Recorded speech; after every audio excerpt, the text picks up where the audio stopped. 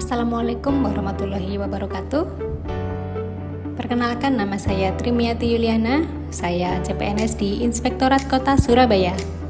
Kali ini saya akan membahas tentang analisis isu dan gagasan kreatif mewujudkan smart governance. Smart governance memiliki indikator yakni 1. Menyediakan sumber daya manusia yang berkualitas. 2. Meningkatkan keterlibatan dan sinergi masyarakat dan pemerintah dalam perencanaan, sosialisasi, dan pelaksanaan pembangunan. 3. Melaksanakan perbaikan secara kontinu atas kinerja pelayanan publik melalui sistem pelayanan publik yang terintegrasi dan transparan. 4. Mengoptimalkan penerapan dan pengembangan sistem pemerintahan berbasis elektronik. 5. Menerapkan sistem satu data yang terbuka, lengkap, akurat, dan terstandarisasi dengan melibatkan pemangku kepentingan. Adapun kerangka penyusunan gagasan kreatif yakni 1. Identifikasi isu terkini, yakni kondisi permasalahan terkini terkait upaya perwujudan smart governance. 2. Menganalisis dampak yang akan terjadi, yaitu dengan mengidentifikasi kemungkinan dampak jika masalah tidak diselesaikan. 3. Analisis pihak-pihak yang terdampak, yakni siapa saja pihak yang terdampak atas isu permasalahan tersebut. 4. Menentukan core isu, yakni dengan menggunakan teknik penapisan isu USG, urgency, seriousness, growth. 5. Analisis penyebab core isu, yakni dengan menggunakan diagram fishbone. 6. Menentukan gagasan kreatif, yakni sebagai upaya penyelesaian atas isu permasalahan. Saya sebagai CPNS Auditor Ahli pertama di Inspektorat Kota Surabaya menganalisis isu-isu permasalahan terkait pelaksanaan tugas dan fungsi di Inspektorat Kota Surabaya. Setelah melakukan identifikasi isu di Inspektorat, saya menemukan 6 isu yang ada di Inspektorat, yaitu 1. Kurangnya pemahaman masyarakat dan perangkat daerah tentang gratifikasi dan pelaporan jika menerima gratifikasi. 2. Kurangnya pemahaman masyarakat terkait pungutan liar karena belum optimalnya infografis pungli dari Inspektorat Kota Surabaya. 3. Rendahnya pemahaman sebagian perangkat daerah tentang aplikasi audit berbasis elektronik, yaitu e-audit yang dibangun oleh Inspektorat. 4. Belum adanya buku panduan pemeriksaan resmi bagi para auditor terkait kegiatan pemeriksaan pengadaan barang dan jasa. 5. Belum optimalnya penyimpanan terintegrasi atas laporan hasil pemeriksaan auditor karena LHP masih disimpan di masing-masing auditor. 6. Belum adanya sosialisasi kepada masyarakat terkait tugas pokok dan fungsi inspektorat. Saya melakukan identifikasi terkait dampak dan pihak yang terdampak atas isu permasalahan yang terjadi. Isu yang pertama yaitu kurangnya pemahaman masyarakat dan perangkat daerah tentang gratifikasi dan pelaporan jika menerima gratifikasi. Dampaknya yaitu menimbulkan kebiasaan pemberian hadiah kepada pejabat, kurangnya pemahaman perangkat daerah bahwa gratifikasi itu dilarang, menimbulkan tindak pidana korupsi. Pihak yang terdampak adalah masyarakat, pejabat, dan negara. Kemudian untuk isu yang kedua yaitu kurang optimalnya media sosialisasi saber pungli. Dampaknya adalah merugikan masyarakat sebagai penerima layanan, menghilangkan kepercayaan publik atas kinerja instansi, menciptakan budaya korupsi, pemerasan. Kemudian pihak yang terdampak adalah masyarakat, perangkat daerah, dan negara. Identifikasi isu yang ketiga yaitu rendahnya pemahaman sebagian perangkat daerah tentang aplikasi audit berbasis elektronik, yaitu e-audit yang dibangun oleh Inspektorat. Dengan dampaknya yaitu proses pemeriksaan membutuhkan sumber daya lebih, memerlukan waktu yang lama untuk memeriksa secara langsung ke dinas. Pihak yang terdampak yaitu auditor serta perangkat daerah. Kemudian isu yang keempat yaitu belum adanya buku panduan pemeriksaan resmi bagi para auditor terkait kegiatan pemeriksaan pengadaan barang dan jasa.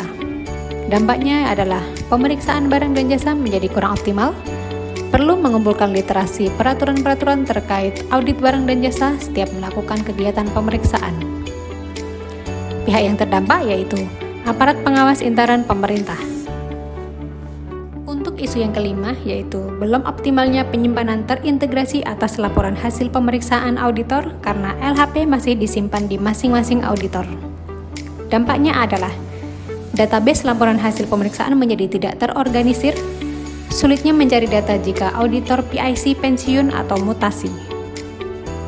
Pihak yang terdampak yakni aparat pengawas intern pemerintah. Isu yang keenam adalah belum adanya sosialisasi kepada masyarakat terkait tugas pokok dan fungsi inspektorat. Dampaknya adalah masyarakat tidak mengetahui di mana tempat mengadu terkait tindak pidana korupsi. Kurangnya pemahaman masyarakat terkait tupoksi di inspektorat. Pihak yang terdampak adalah masyarakat. Dari keenam isu yang sudah saya sebutkan, saya menggunakan teknik USG untuk penapisan isu. Jadi dari keenam isu tersebut, kurangnya pemahaman masyarakat dan perangkat daerah tentang gratifikasi dan pelaporan jika menerima gratifikasi ada di ranking 1. Kemudian kurang optimalnya media sosialisasi saber pungli ada di ranking 2. Rendahnya pemahaman sebagian perangkat daerah tentang aplikasi audit berbasis elektronik yaitu e-audit yang dibangun oleh inspektorat ada di ranking 5. Belum adanya buku panduan pemeriksaan resmi bagi auditor terkait pemeriksaan pengadaan barang dan jasa ada di ranking 6. Belum optimalnya penyimpanan terintegrasi atas laporan hasil pemeriksaan ada di ranking 4. Belum adanya sosialisasi kepada masyarakat terkait tugas pokok dan fungsi inspektorat ada di ranking 3. Jadi dengan teknik USG ini, saya mengambil kesimpulan bahwa isu utama yang ada di inspektorat yaitu kurangnya pemahaman masyarakat dan perangkat daerah tentang gratifikasi dan pelaporan jika menerima gratifikasi.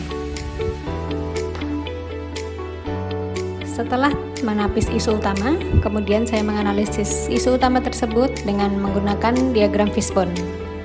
Diagram fishbone ini menggunakan teknik 6M, yakni Methods, Manpower, Materials, Mesin, Measurement, dan Mother Nature. Permasalahannya, yang pertama dari metodenya aja, kurang sosialisasi gratifikasi kepada masyarakat dan perangkat daerah. Dari segi manpowernya, yaitu pemahaman UPG dan perangkat daerah masih kurang. Dari segi materialsnya, belum adanya media sosialisasi dan infografis. Kemudian dari segi machine, yakni kurang optimalnya kanal pelaporan di website.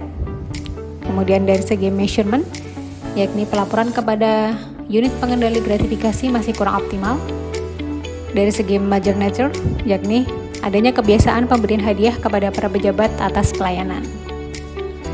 Dari keenam permasalahan di sini dapat menimbulkan rendahnya pemahaman masyarakat dan perangkat daerah tentang gratifikasi dan pelaporannya jika menerima gratifikasi.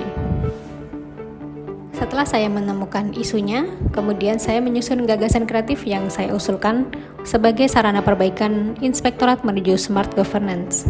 Yang pertama yaitu pembuatan video sosialisasi gratifikasi yang menarik, yakni sebuah video yang dibagikan melalui website dan media sosial inspektorat. Yang kedua, pembuatan infografis gratifikasi dan pengaduan ke unit pengendali gratifikasi atau UPG. Infografis berupa gambar dan prosedur pelaporan gratifikasi diposting di media sosial dan pembuatan pamflet.